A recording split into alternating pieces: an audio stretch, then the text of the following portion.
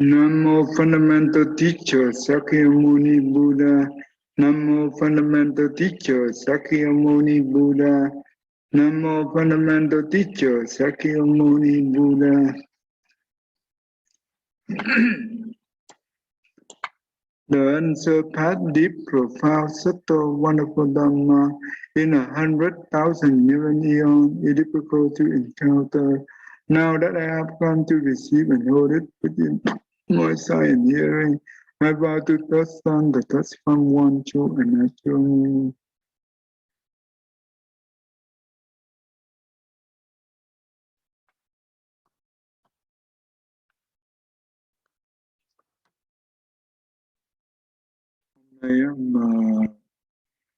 Today we will continue on the lesson that we left off.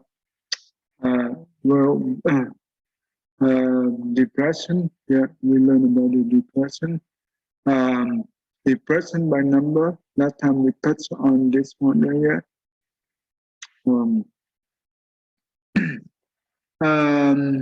Have depression increased? Grumpier as time went on. He spent more time in his room. I didn't notice that sign. I missed it. I thought I checked in on him.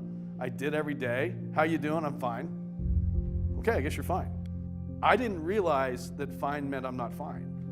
But how many times do we talk to our teens and say, yeah, I'm fine?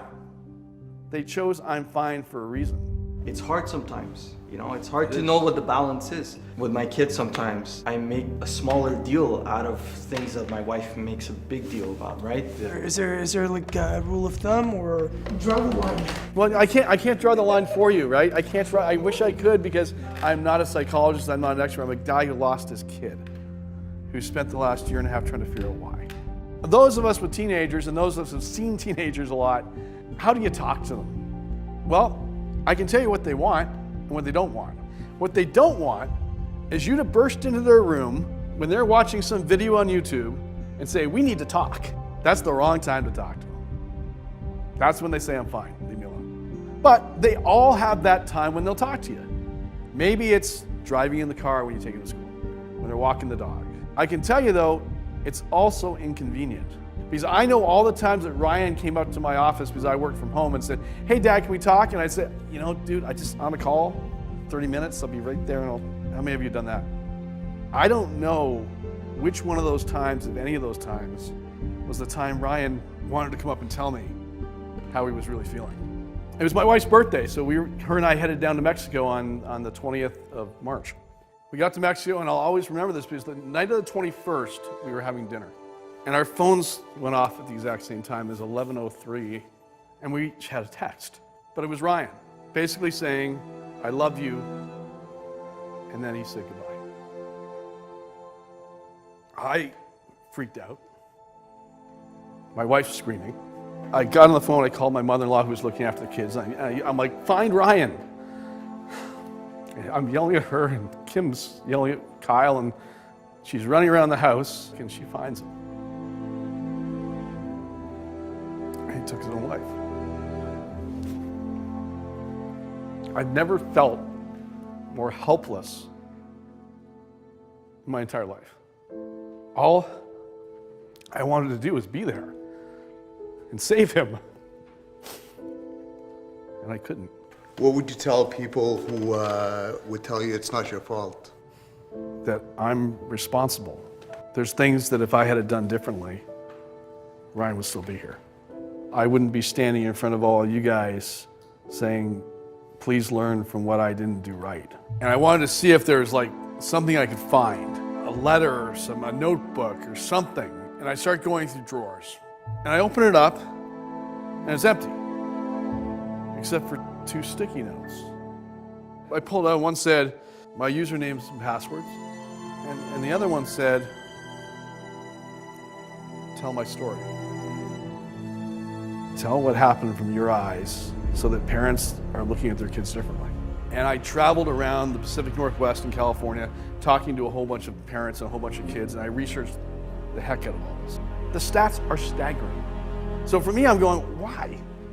What is it you think that you would change going back? When I look back at Ryan, I showed up this way. a CEO, a CEO coach, an Ironman, I'm a black belt, I'm an author. If there's a problem, I fix it. My kids never saw me cry. As far as they know, I never did. I've failed at 13 businesses. I've almost been bankrupt 3 times. My wife and kids never knew. I protected them from reality. At least I thought I was protecting them. I thought that's the way I should be a dad. And then what did my 14-year-old son do? He looked at me and said, "This is how a real man fights." that's the way a man and a father is supposed to be. And so he showed up that way. Ryan was the class clown. Ryan talked all the time. Ryan came home from dinner, told great stories about how things happened, about his bully, and how he verbally trounced his bully and thought it was funny as heck. He never shared the fact that he had any problems. He had lots of them. Because he thought that that's how he's supposed to show up. And I regret that. What would you teach fathers to basically help them talk with their kids? First thing you do is you listen. You listen to how they feel and make sure they know that you care. How are you doing? How are you feeling? What's going on at school? Have you ever felt sad? Have you ever felt mad? Have you ever felt anxious? And you understand that how they feel is how they feel. You can't fix how they feel. And this is what we as dads do. We fix stuff. How many times has your wife said to you, I don't want you to fix my problem, I just want you to listen to me? That's hard for dads to do because we want to protect our kids. When we go into overprotection mode, when we protect them every time they fall, so they can't fall, then what do they believe when they become 14, 15, 16, 17? They believe there's nothing wrong that's ever going to happen. We create kids that do not have any resilience in their lives. I want to do a little exercise with you. Close your eyes for a second. I want you to think back to when you were 12, 13 years of age. And I want you to put up your hands if you were ever bullied. Put up your hands if you ever felt like you weren't happy with your life. If you ever felt like you weren't as cool as the other kids. Leave your hands up for a second and open your eyes. All right, now put your hands down. Put up your hands if you ever thought that you would go ahead and share those deep, dark, painful moments with your kids. Yeah, I didn't, because I was like you. But I wish someone took the time to talk to me and tell me I might need to change. Had I been more vulnerable with my own kids, to share with them, like, yeah, you know what, I was bullied, and I was bullied. I didn't think I had a lot of friends. I didn't have a lot of friends. I never shared any of that with my kids. If you could say one thing to Ryan, what would it be?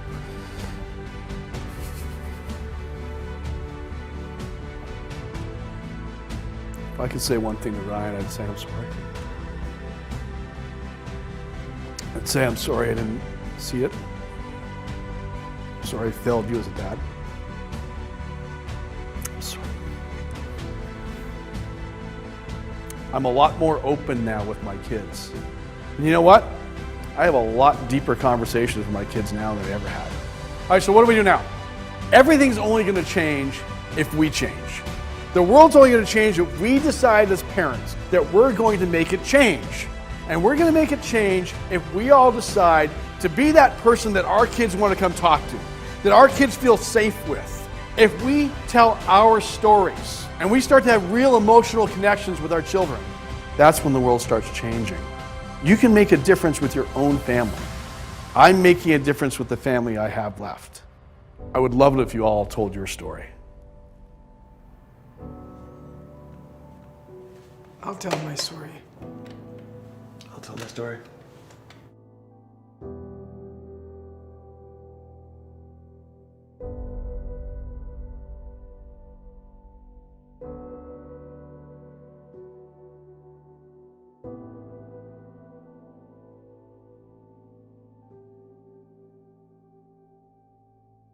That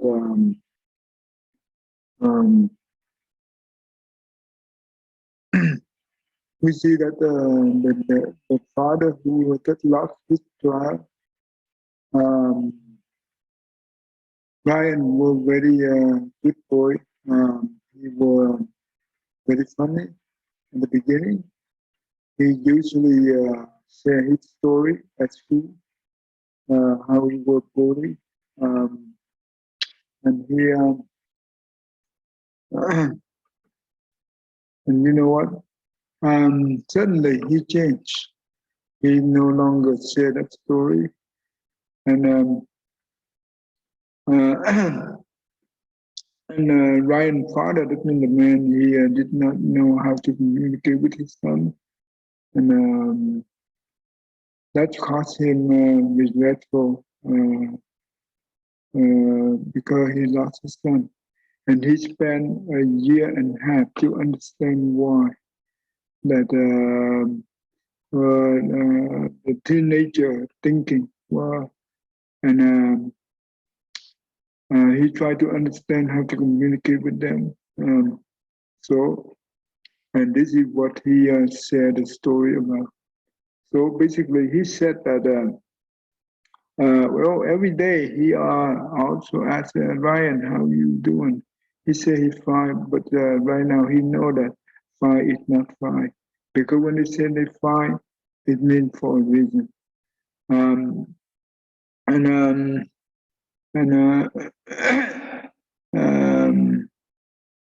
there was a time that well, he said that what we should do, what the teenager want, and what the teenager do not want, right? For example, when we burst into the room and they watch some video, if we said to them that we would like to talk, and that is not the right time to talk. So they were, I'm fine. So basically, we could have a lot of different time to talk to them. Like when we take them to the school, right? That is driving, we can talk to them, or we can take them to have a walk with the dog. So that is a good time to talk to them. So basically, so they asked him that what you if you have another chance, how do you do it?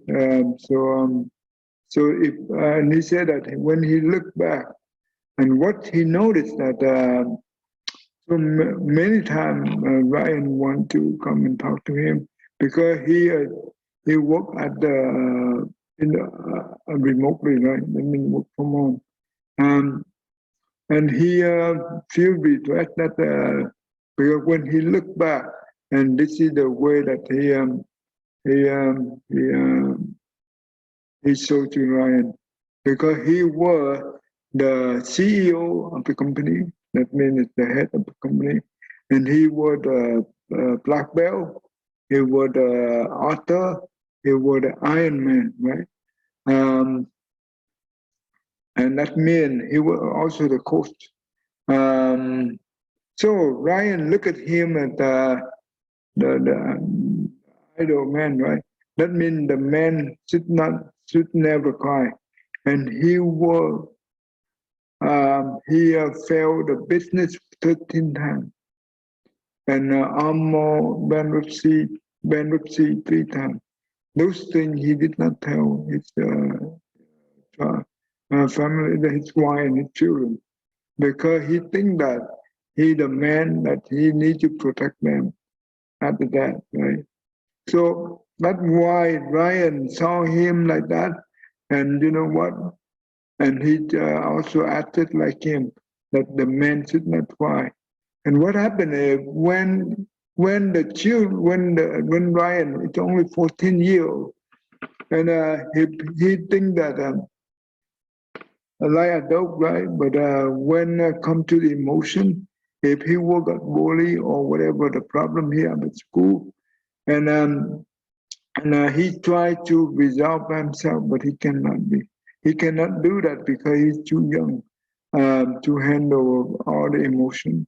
And when he go home, he tried to talk to his dad, and many times he went to his dad's office, want to talk to him, and the dad always on the phone, right? And he said that, well, I will talk to you in the next 30 minutes. Maybe many times like that he forgot. And he now he looked back.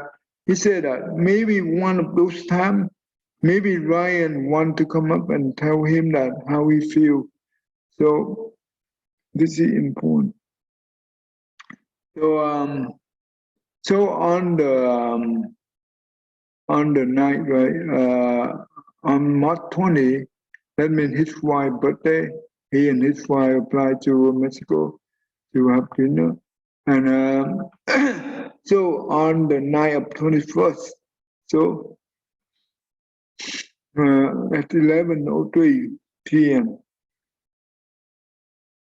Ryan talked to him and his wife that he said that I love you and goodbye.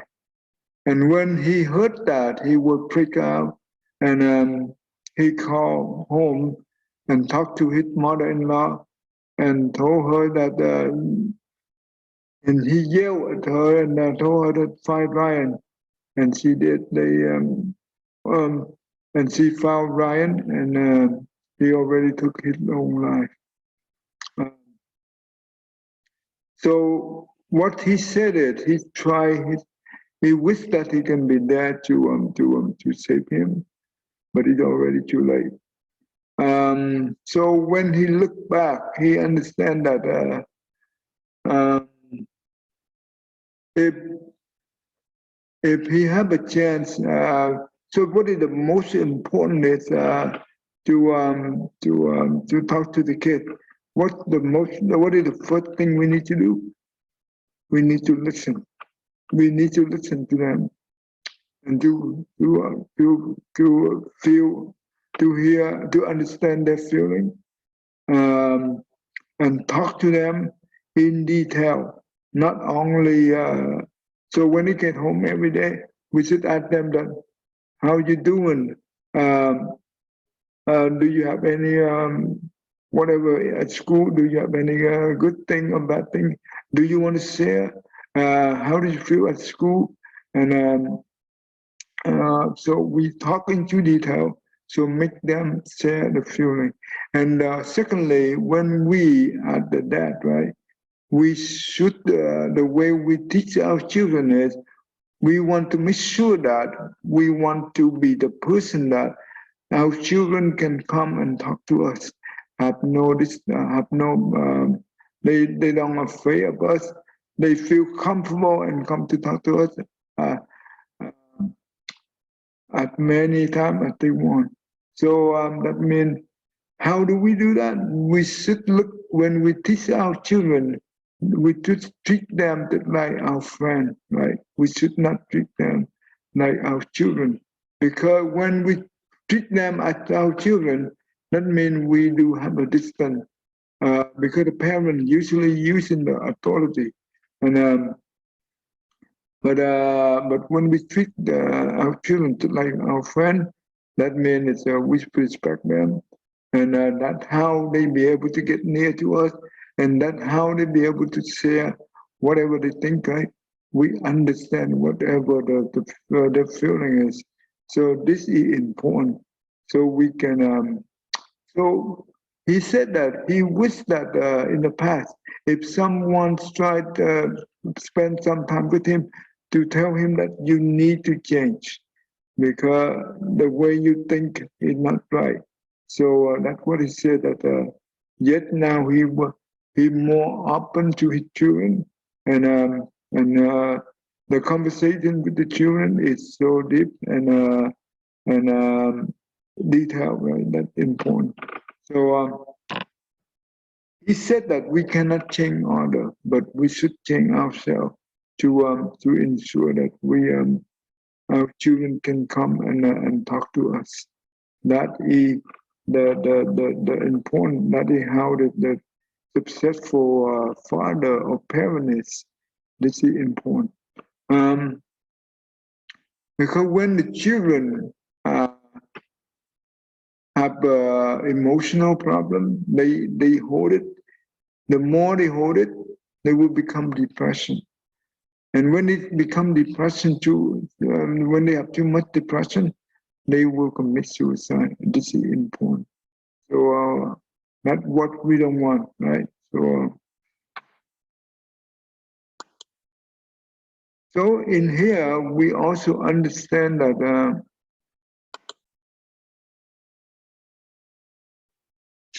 the children recur 12 times nightly to commit suicide. The reason is they too mature, immature, and they do not understand their own feeling. They don't know how to handle their feeling, their emotion. Therefore, we are the parent. We should be able to guide them and help them to go when you go to the teenager age. This is important. Okay, why the teenager female develop depression twice as often as men? Well, usually female they have more emotion than male, right? That is in general. They easily attach to emotion, and therefore, and usually the teenager, because they do not have experience, and what happens is when the person who depressed, the way they make the decision, they always based on their emotion, not on their rational thinking. This is dangerous. So we should not remember one thing: never trust our emotion, because emotion can deceive us very easily. That will bring the disaster to us. So we have to be very careful. And when we have too much emotion, we should let it out. Let it out, don't hold it. And how do we let it out? We need to share this emotion with our loved one, the one that we trust. For example, our parent or whoever that we trust.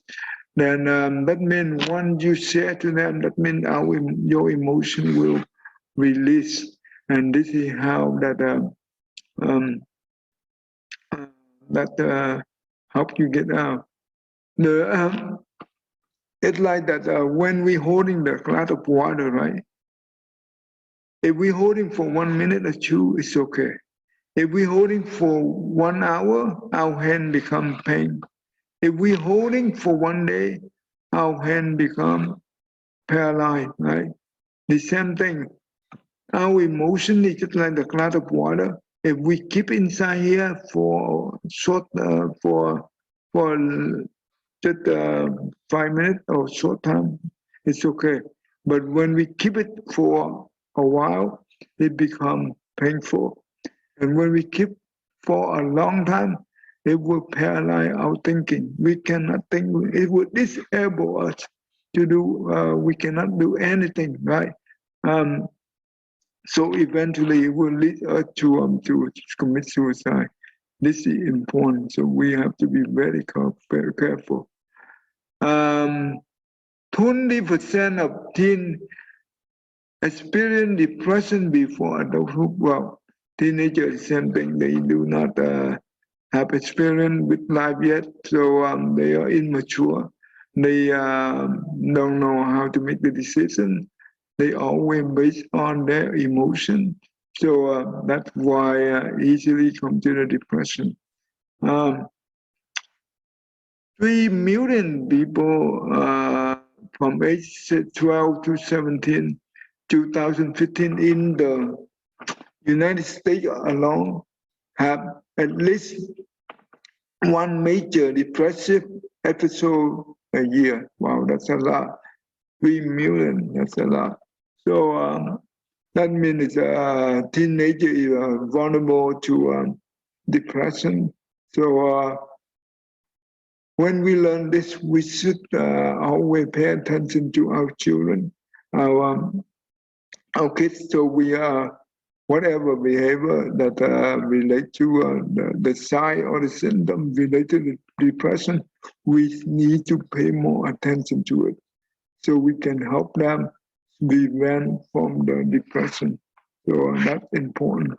Otherwise, I know parent is always busy with their own life. They have to go to work and they have to take a lot of things. They have a lot of responsibility, but sometimes we need to spend time with the children every day, at least half hour, right, every day, or even more. And that's good. So sometimes in Asian countries, right, actually Asian people, what we do is the wife stay home, take care of the children. The husband, that means the father, go out and work and bring the money home. This is how that means that they care about their children. The children is so important for them.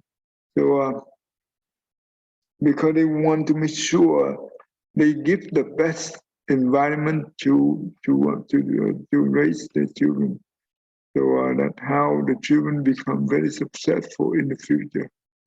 30% of the teen with the depression also have a substance abuse problem.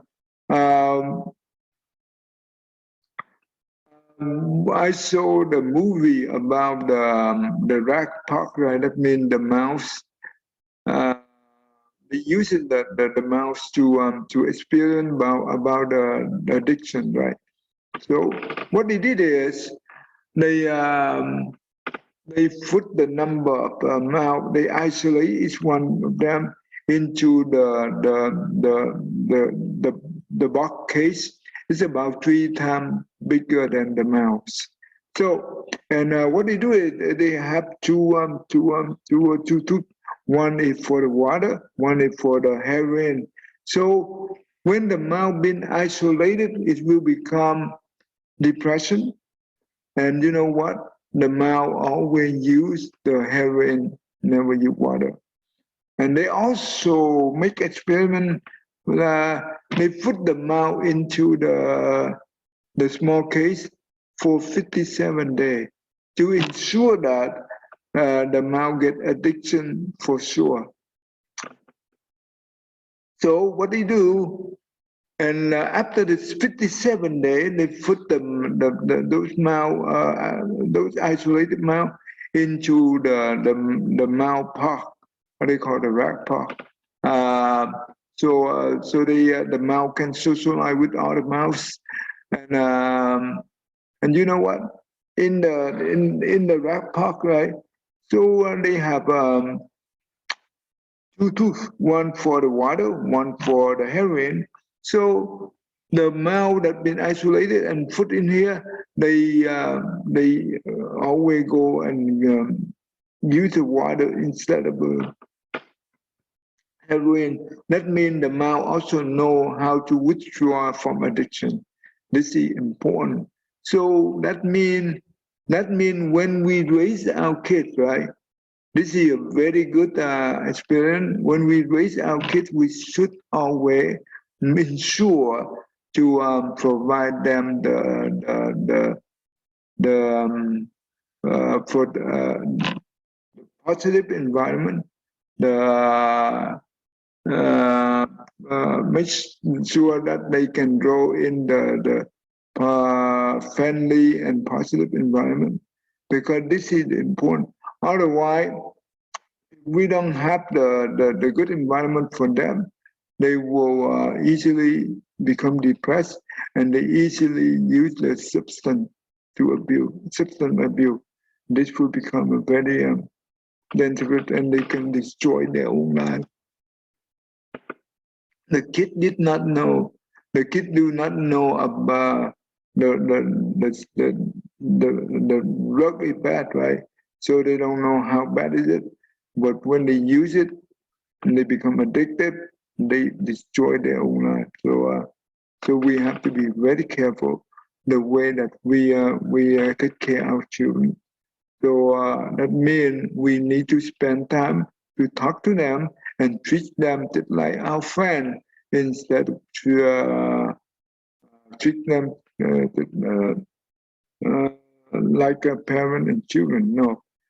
And remember, and usually this happen in Asian country, the parent always want their children to become the certain profession. Right? For example, they want their children to go to school and to become a doctor or become engineering or whatever. If the children cannot do that, and the parent get mad, and they put too much pressure on the children and make them become depressed. There were a story that I heard. A friend told me that her husband, right, was a professor in the University of Houston, and one time they have the bandwidth. They go to the party, and there were the two professors, husband and wife, from well, they are Thais, like Thailand, husband and wife, and they have a daughter, and they both want the daughter to become a doctor, right? You know what? Yes, the daughter finish and get the degree for the doctor. On the day she received the degree diploma, and the next day she commits suicide. You know what? That's terrible. That's really terrible. So when we force the children to be the way that the profession that we want, that means we do not love them. We love ourselves, right? We only care about ourselves. That is very selfish as a parent. So we should not fall into that trap because we harm our children. Because we only the one to guide them. We don't force them. And we want to make sure they only choose the career, the profession that they like the best. Because those career or profession, it live with them for the rest of their life. We are not the one to live with that profession. They are the one. So we want to make sure that they enjoy the career or the profession that they choose. And that's how they be able to become a happy person or a happy life later on. Otherwise, we're the one who put them into the depression. So we have to be very careful. And at home, usually the parent, for the Asian parent, what they do is they always, the way they teach it, they always yell at the children, and always expect their children to listen to them and do this and do that. If they don't, and they really get mad. But that is not healthy, right? So the healthy way is we need to talk to them just like our friend, and one day be able to have a trust in to us as friends, and they willing to share whatever they have, right? The emotionally, and this will have the healthy relationship, and that is important. So we can help them avoid depression. That's important. Only 30% of depressed teens are being treated for it. Only 30%. Remember, the depressed person, even the teen or the adult, right?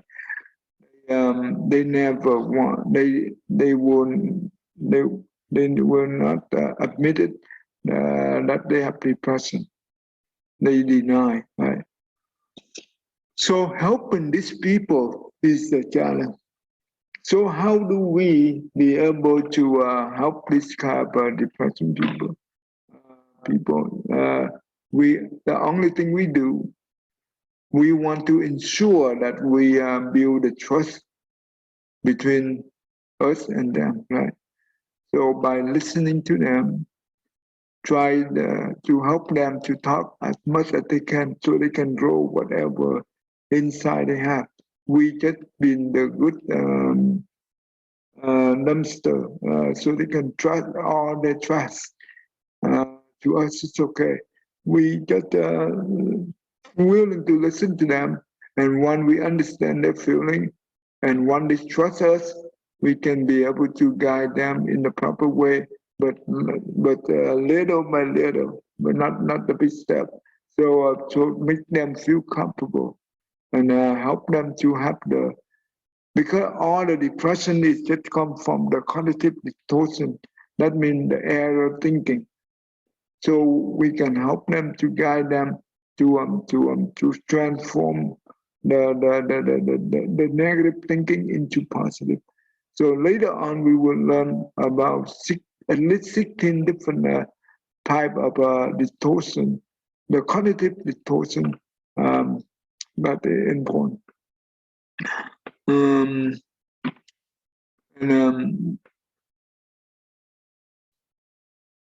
80% of teens with the depression can be successfully treated if they seek the right help. So yeah, that's right. So depression is not non-treatable, right? It's treatable, but if they willing to seek for help, and they will be okay. And well, the best help is we need to have the healthy environment, and we help them to always have how to think positively. Whenever they have a negative thinking, we just guide them to help them to change it into the positive. So that is important. Later on, we will learn about that to see how that works. Okay, so that's important.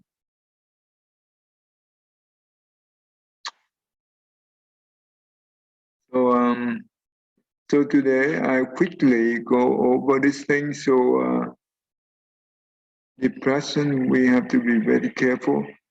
The depression person, they are very sensitive about emotion, right? About their feeling and about other people. And we have to be very careful and about that. Yeah, whatever we do, whatever we say, we have to be very mindful, so we can we can build a trust between us and them. This is important. Huh? So remember, always using loving kindness and compassion, because loving kindness and compassion is built based on the patient, right? We have to be very patient with them. And that means we show them that we care and love them so much, so they can be able to feel comfortable and be able to share with us. Okay, so we will stop right here for today. We continue on next week.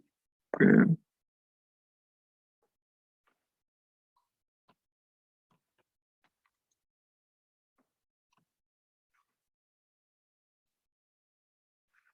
May every living being, our mind at one and radiant with light, share the fruit of peace with heart of goodness, luminous and bright. If people hear and see how hand and heart can fight in given unity, may their mind awake to great compassion, wisdom and joy. May kindness find reward. May all who sorrow, little bit and pain. May this boundless light break the darkness of their endless night. Because our heart are one, this world pain turn into paradise. May all become compassionate and white. May all become compassionate and white. Yeah. Namo Yifa. Thank you, everyone.